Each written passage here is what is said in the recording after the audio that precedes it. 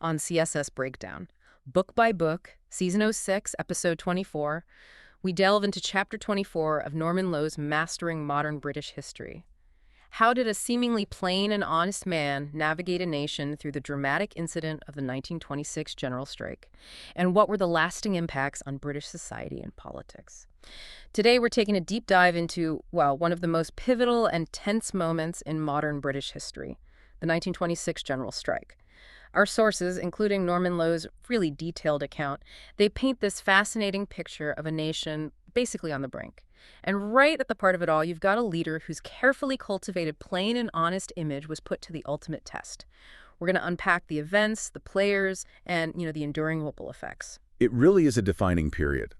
As our sources reveal, the Conservative Party under Stanley Baldwin, they were in a really powerful position then, holding a massive majority, over 200 seats. They'd sort of revitalized after a pretty tough period earlier on. And while the government delivered what Lowe calls, solid, if unspectacular, legislation for nearly 5 years, the 1926 general strike was, well, it was undeniably the single dramatic incident that truly tested the nation and Baldwin himself. It just ignited immense emotion, fear, even excitement, all crammed into less than 2 weeks. Okay, so let's start with the man himself, Stanley Baldwin. He's often seen as this archetypal British figure, isn't he? Pipe in hand, seemingly calm, straightforward. But who is this plain and honest man, and how did he end up leading the country at such a, critical moment? His background gives us some clues to that image, I think. Baldwin was the son of a wealthy Worcestershire iron and steel manufacturer, but he actually entered Parliament quite late in life, over 40, back in 1908. A real turning point for him seems to have been this impactful speech he gave at the Carlton Club in October 1922. Ah, yes, the Carlton Club meeting. Exactly. A hugely influential gathering of Conservative MPs. And there he launched this public attack on David Lloyd George, advocating for what he called clean government. That speech really catapulted him into the spotlight. It quickly led to him becoming Chancellor of the Exchequer, and then pretty surprisingly, actually, Prime Minister in 1923 when Bonar Law resigned. I remember reading that Lord Curzon, who's quite the figure himself, supposedly dismissed Baldwin as a person of the utmost insignificance. Which seems incredible now. Clearly there was much more going on there. Oh, absolutely. Despite dismissals like Curzon's, our sources really emphasize his strengths. He was seen as a much better manager of people than Lloyd George, who, let's face it, famously alienated colleagues. Baldwin projected this image of being honest and lacking in deviousness, which was a stark contrast to Lloyd George, who Baldwin apparently saw as a corrupter of public life. His core philosophy, he laid it out in his 1924 pamphlet. Looking ahead, it championed moderate consensus and this idea of a partnership between employers and workers. He fundamentally rejected the whole concept of class war. And what's fascinating is it seems he genuinely tried to apply this nationally, drawing from how he treated his own workforce, quite sympathetically. Right. There was that highlight in his 1925 Commons speech where he effectively killed off a conservative bill aimed at reducing trade union powers, ending with that really heartfelt plea, "Give peace in our time, O Lord." He was, incredibly popular, a huge electoral asset, and he even managed to unite his own rather fractious party. So this image of a trustworthy, conciliatory leader seems like a real strength. But how did that actually translate into practical leadership, especially as the nation was heading towards such a massive conflict? Were there criticisms that his approach maybe had a downside? That's exactly where the sort of paradox of his leadership comes in. While he was this unifying figure, critics later pointed to a perceived lack of originality and, maybe more significantly, a reluctance to take the initiative. John Charmley, the conservative historian, famously described Baldwin as an idle man who disliked work, and he had what amounted to a chronic inability to take decisions until they were forced upon him. Wow, that's quite harsh. It is. And our sources even suggest that Neville Chamberlain was often the real driving force behind most of the government's domestic achievements. So you have this contrast between his unifying image and this critique of inaction, which definitely sets the stage for how he would handle the looming general strike. That makes for a really fascinating backdrop. So how did Britain, a nation seemingly led by this man of consensus, find itself on the brink of such a huge conflict? It sounds like a real tinderbox, just building up for years. It absolutely was. It was a combination of these deep-seated long-term issues and then some very immediate triggers. Post-World War I, Britain faced a really severe economic depression. Exports were plummeting, mass unemployment, and the coal industry in particular was in crisis. It had been nationalized during the war, which guaranteed a national wage for miners, but was handed back to private control in 1921. And that immediately led to calls for wage cuts to make the pits profitable again. And was modernization a factor too? A huge factor. There was this general failure by many industrialists, not just in coal, to modernize. But in coal, it was stark. In 1925, apparently only 20% of British coal was produced by machines. The rest was still hand-picked. That put them at a massive disadvantage against more mechanized European competitors. So instead of investing in efficiency, many owners just looked to cut wages. And there was that major economic decision that really poured fuel on the fire, wasn't there? Absolutely. The decision to return to the gold standard in April 1925, championed by Winston Churchill, who was chancellor then, it significantly worsened the export position for pretty much all British industries. Right, the Keynes argument. Exactly. The economist J.M. Keynes argued, very forcefully, that Churchill had overvalued the pound by about 10%.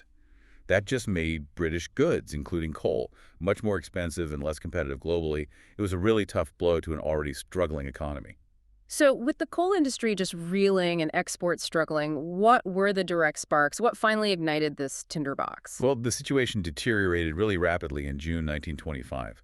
Coal exports suddenly just plummeted, and the mine owners reacted drastically. They announced wage cuts, the end of national wage rates, and an increase in working hours. Okay. The miners, predictably, threatened action. And this is where Baldwin stepped in with a temporary solution that became known as Red Friday. Right, so Baldwin provided a 9-month government subsidy to keep wages up, while a royal commission, led by Sir Herbert Samuel, tried to find a long-term fix. Precisely. But while the miners initially saw Red Friday as a victory, it had these unintended consequences. Many conservatives felt Baldwin had just surrendered to union threats. And crucially, some militant trade unionists seem to have misinterpreted it. They thought it showed that just the threat of a strike was enough to get what they wanted. Ah, okay. Meanwhile, the government used that 9-month break to seriously prepare for a future confrontation. They started stockpiling resources, organizing volunteers, basically showing they wouldn't back down next time. So a temporary fix that, in essence, kicks the can down the road and maybe even emboldened both sides in different ways. What happened when the Samuel Commission's report finally came out? Did that offer a path to peace? The Samuel Commission's report, published in March 1926, was widely seen as, well, an eminently sensible document. It recommended that the owners must modernize and not impose longer hours or wage cuts. However, it also said that miners would need to accept temporary wage reductions to get through the immediate crisis and that the government subsidy had to end. So a compromise then? Kind of, but the problem was neither the owners nor the miners accepted the report in full. The Trades Union Congress, the TUC, despite being pretty unprepared for a general strike, they actually welcomed the report and tried desperately to keep negotiations going. But the government, well, they made no real attempt to force acceptance on either side. And then came the lockout, the final push that actually triggered the general strike itself. Yes. The mine owners really forced the issue. They announced wage reductions for April 30th. The miners declared they'd strike on May 1st, but the owners locked them out preemptively on April 30th. Ernest Bevin then announced a general strike would begin on May 3rd if no settlement was reached. The TUC General Counsel, still kind of clinging to the hope that the threat would work, kept talking. But something changed Baldwin's mind. The decisive moment, it seems, came when Baldwin learned that compositors at the Daily Mail had refused to print an anti-strike article. He declared this an overt act, basically saying the general strike had already started, even though it was an unofficial action by those workers. He just abruptly broke off negotiations. TUC representatives apparently rushed to Downing Street in the early hours of May 3rd to protest, only to find the cabinet had dispersed and Baldwin was already in bed. No solution. So the general strike began. Wow, it sounds like there's significant debate about who really bears the most responsibility for the fact it couldn't be prevented. Oh, there are sharply divided historical views, absolutely. Yeah. Left-wing historians often pin the blame squarely on Baldwin. They argue he should have forced everyone to accept the Samuel Report and certainly shouldn't have cut off talks so suddenly, especially when the TUC was still willing to negotiate. Right. They point to evidence that hardliners in the government, people like Churchill and the Home Secretary Sir William Joynson Hicks, they actively wanted a showdown to sort of curb union power, sometimes even falsely claiming a communist revolution was imminent, which seems far-fetched. The government was remarkably well prepared, whereas the TUC clearly wasn't ready for a long fight. But there's another side to it. There is. Another perspective points to the sheer inflexibility on both sides. The miners' famous slogan was, "Not a minute on the day, not a penny off the pay." Very rigid. And even Lord Birkenhead, who was certainly no friend of the miners, famously quipped that he'd thought the miners' leaders were the most stupid men in the country until he met the mine owners. So while government action, or perhaps inaction, played a big role, the entrenched positions of both the miners and the owners were also crucial factors, making conflict almost inevitable. So the stage was set, the lines drawn. What actually happened during those dramatic 9 days? How did the country function, or maybe grind to a halt? The working class solidarity was, well, pretty remarkable. In the key industries, they called out road, rail, docks, printing, gas, electricity, building, iron, steel, chemicals, textiles. The response was almost total, nearly 100%. You had over 3 million workers walking out. It effectively paralyzed major industries and quickly started affecting other sectors as, raw materials ran out. And the TUC's aim was clear. Their stated aim was very clear: use this paralysis to force government intervention on the miners' wages and jobs. They explicitly emphasized it was not a political strike aimed at overthrowing the government. They even deliberately avoided calling out essential services like sewage and rubbish collection to try and minimize public inconvenience. But despite those intentions for restraint, there was violence, wasn't there? It wasn't entirely peaceful. That's true. Despite the TUC really insisting on order, there were numerous violent incidents, especially in Scotland, the north of England, and London. You had crowds attacking tram depots, smashing windows in Glasgow. In Leeds, apparently 5,000 people pelted trams with coal and stones, injuring passengers. Yeah, and there were attempts to derail trains, like in Middlesbrough, where a crowd tried blocking the track with stolen cars. And a truly shocking incident where striking miners near Cramlington deliberately removed a rail, derailing the Flying Scotsman Express train. Yeah. Strikers absolutely detested the volunteers, you see. They saw them purely as middle-class strikebreakers. Given those really dangerous flashpoints, what stopped the whole thing spiraling completely out of control into something much worse? I think the crucial element was a degree of mutual restraint, amazingly. The TUC leadership kept insisting that strikers avoid violence, and critically, Baldwin seems to have managed to keep the more extreme cabinet members, like Churchill, somewhat in check. Right. And there's that fascinating detail about King George V's role.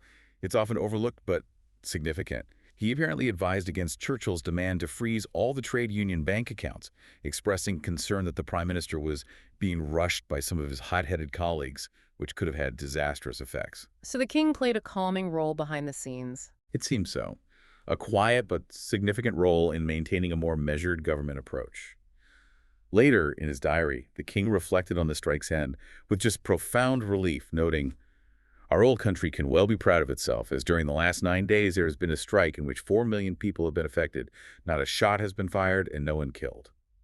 Which really highlights the extraordinary nature of the restraint that, for the most part, prevailed.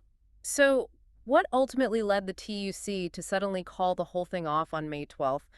After just 9 dramatic days, it seems quite abrupt. Yeah, several factors really came together. Firstly, the TUC was just dismayed by the government's unwavering stance. Yeah. By the end of the first week, there was absolutely no sign of them softening, and you had hardliners in the cabinet talking about unconditional surrender. Secondly, the TUC was, frankly, completely unprepared for a long general strike, and they were getting really anxious to end it before perhaps more provocative government actions led to even more widespread violence. And legal worries, too. Serious legal anxieties, yes. Sir John Simon, a very prominent Liberal MP and lawyer, publicly declared the strike was an illegal proceeding, not just a standard industrial dispute.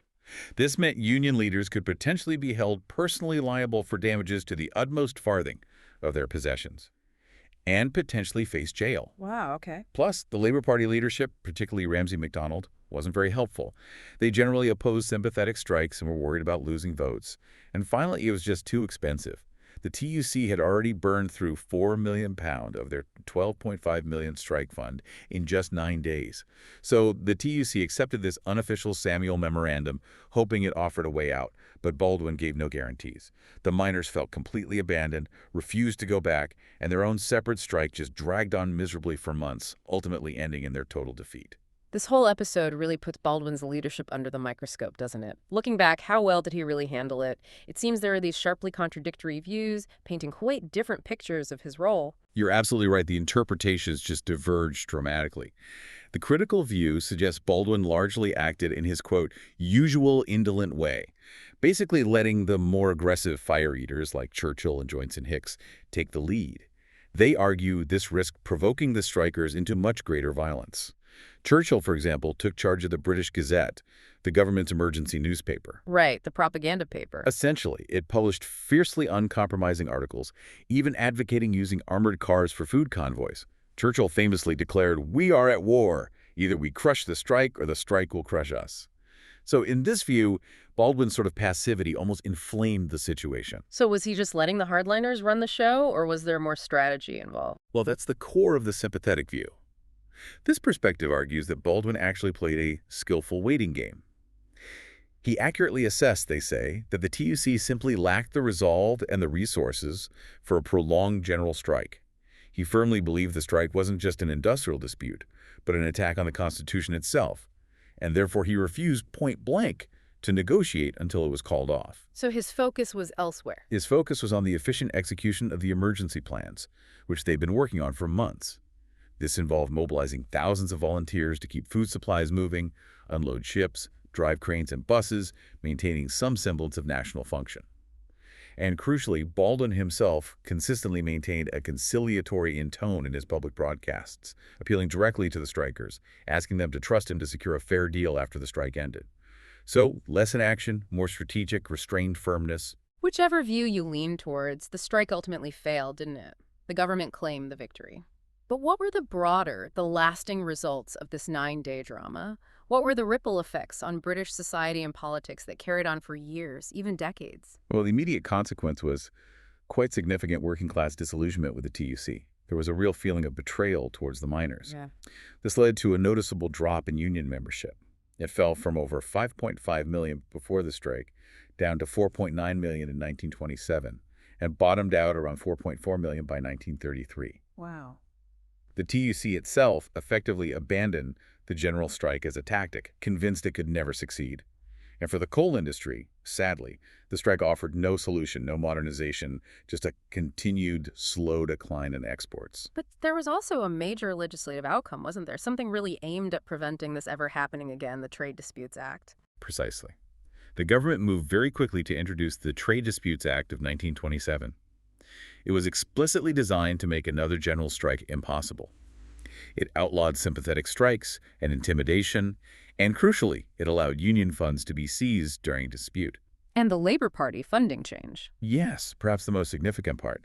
It altered the system for the Labour Party's political levy the money unions gave them. Previously, union members had to actively contract out if they didn't want their contributions going to labor. The act flipped this, requiring them to contract in, meaning they had to actively choose to contribute. This caused a huge fall, over 25%, in the Labour Party's income.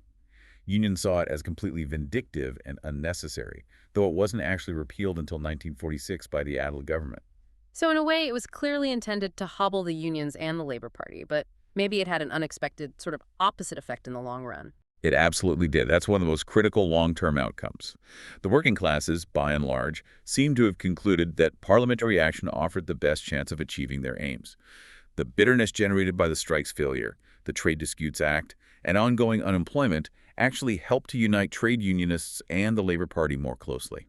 So it pushed voters towards labor. It seems so. Many working-class voters who might have previously supported the Conservatives or Liberals began to shift allegiance, seeing Labor as the party most likely to protect their interests. And you see this politically. From 1927 onwards, Labor made big gains in local elections. Then, in the 1929 general election, they surged from 151 seats to 288. Not an overall majority, but it meant that for the very first time, Labor became the largest single party in the House of Commons, forming its second government, even though, interestingly, they polled slightly fewer votes nationally than the Conservatives that year. So the 1926 general strike, this moment of incredible societal tension and conflict, ultimately reshaped the whole political landscape of Britain in really profound ways. And not just politically. There were even some, perhaps unexpected, positive effects in industry. The strike acted as a kind of warning to other employers. prompting some to adopt a much more reasonable approach than the mine owners had. Avoiding drastic wage cuts, genuinely trying to improve labor relations.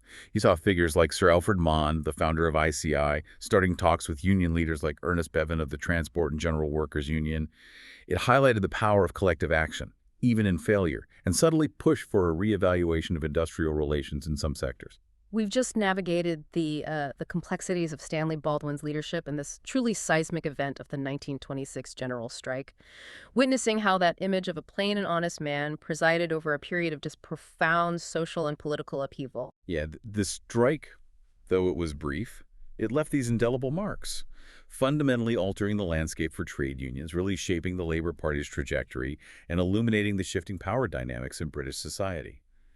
And those sharply contradictory views on Baldwin's personal role, they just remind us that history is rarely as plain or straightforward as it might initially seem. What really stands out to you about this deep dive? For me, perhaps it's that surprising, quiet role of King George V, arguably helping to prevent the situation from escalating into something far more violent. Or maybe it's the enduring legacy of that Trade Disputes Act, which, while designed to hobble unions, arguably ended up uniting them more and propelling labor towards greater power. Or even just the notion that a period of such intense conflict could, for some at least, paradoxically lead to a renewed push for industrial peace. It does raise a really important question, doesn't it? In moments of national crisis, how much does a leader's perceived character, like Baldwin's plain and honest image, truly determine the outcome? How much weight does that carry compared to their strategic actions, or maybe their inactions, when facing immense pressure? And thinking about it now, how might a similar kind of crisis be managed differently today, given the lessons we learned, or should have learned, from 1926 about government preparedness, union solidarity, the power of public sentiment, and maybe even, subtle interventions from unexpected quarters? Definitely something to mull over until our next deep dive.